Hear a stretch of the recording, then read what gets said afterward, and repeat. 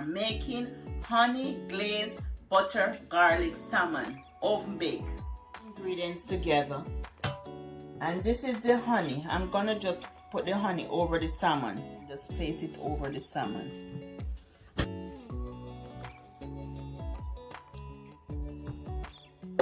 Just let it rest for 15-20 minutes. 2 tablespoons of olive oil in the pan.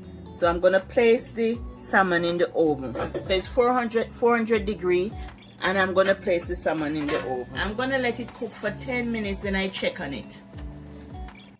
Wow.